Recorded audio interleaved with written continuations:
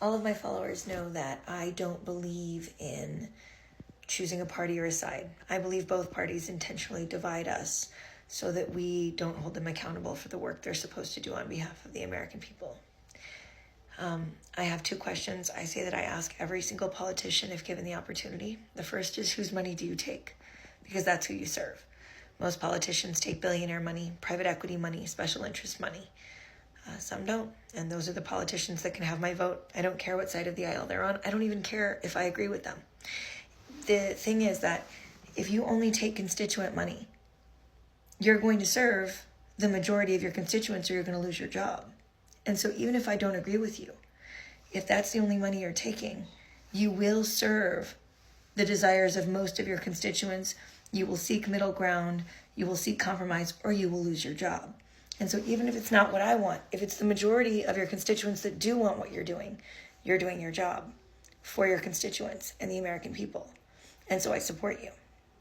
Now, this past week, I received an invitation to go to Bobby Kennedy's kickoff rally, and I got invited as a member of the press for my work on TikTok. And I was prepared to ask very hard questions I pulled from all of you. What I was not prepared for is to have him answer all of my questions before I could ask them. Because when I go to most political rallies, if I say I'm going to ask a question on private equity or special interest money, usually the microphone is taken away and I'm not allowed.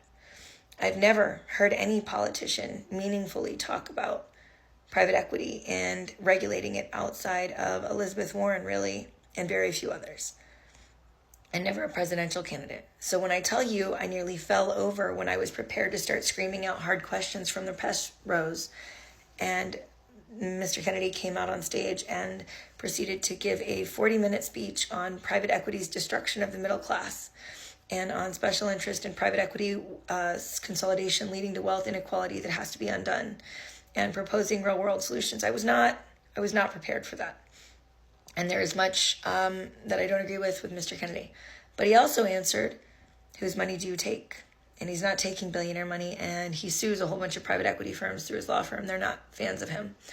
I want to show you what happened when I did get to ask a question, because I definitely wasn't prepared for that. Here's that video. Time to offer selfies to everybody in the room. Ready? Final question, please. What is your name? Tiffany Cianci. Tiffany Cianci from Adamstown, Maryland. Adamstown, Maryland is going to ask a very quick question. Let's hear it.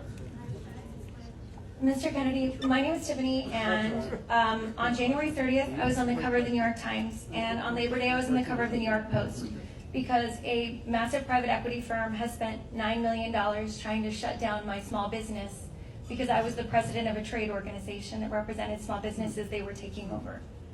They've destroyed my life. They've destroyed the businesses of hundreds behind me, and every government official we go to says they simply cannot help us because they need their money.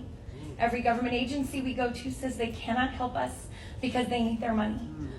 What would you do to regulate private equity money with $14 trillion under their management and $2 trillion in dry powder they're looking to use to hurt businesses like mine? I teach kinder music to babies, by the way. Let him answer. Hey, excuse me one sec. Hey, folks. Mr. Kennedy is a guest of Annapolis, Maryland. Let's pipe down a little bit and let the man speak, okay? Yeah. Can you tell me what your name is? My name is Tiffany Cianci. So, Tiffany, if you give your information to Josh, I want to talk to you, and I will call you tomorrow. Okay.